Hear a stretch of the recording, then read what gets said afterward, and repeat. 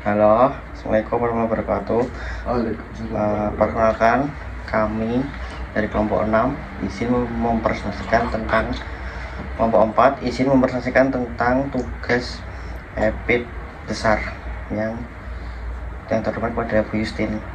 Oke, perkenalkan saya Karel Atarafim Nusagi dengan NIM D11 Saya Rifki Rasa Wicaksana dengan NIM D11 2024 04143. Saya Diga Rosananda Akbar dengan NIM D11 2024 04242.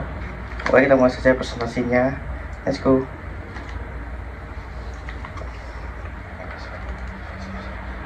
Yang pertama, latar belakang, yaitu infeksi saluran pernapasan akut atau ISPA merupakan penyebab utama kematian balita, terutama di negara Indonesia berkembang seperti Indonesia.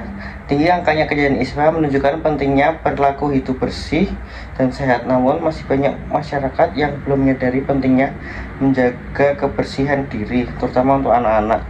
Oleh karena itu diperlukannya penelitian untuk mengetahui personal hygiene dengan kejadian ISPA.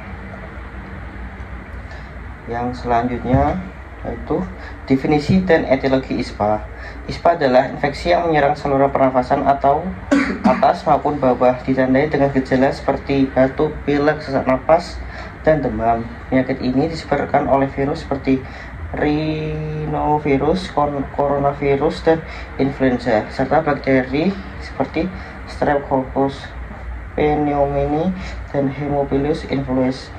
Infeksi ini dapat menyebabkan perdagangan dan gangguan pernafasan yang cukup serius jika tidak ditangani dengan baik. Mekanisme penularan ISPA yaitu umumnya terjadi melalui droplet atau percikan air liur saat penderita batuk atau bersin. Selain itu, kontak langsung maupun tidak langsung dengan benda yang terkontaminasi juga bisa menjadi jalur penularan.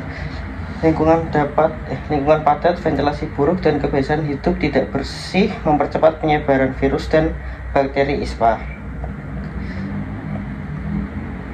Faktor risiko dan hubungan dengan personal hygiene. Faktor utama risiko ISPA adalah lingkungan yang kotor, banyak debu, dan minim ventilasi.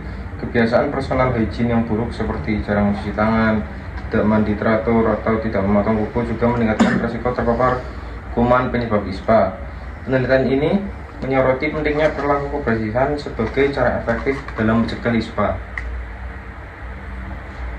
Pencegahan ISPA bisa dilakukan dengan cara mencuci tangan secara rutin, menggunakan masker, menjaga jarak dengan penderita, dan menutup mulut saat batuk atau bersin. Selain itu, menjaga daya tahan tubuh melalui pola makan sehat, tidur cukup, serta vaksinasi juga menjadi langkah penting menjaga kebersihan lingkungan rumah dan ventilasi yang baik, turut membantu mencegah penyebaran ISPA. Desain penelitian ini menggunakan desain studi kasus kontrol, di mana dua kelompok dibandingkan, kelompok balita yang menderita ISPA dan balita sehat.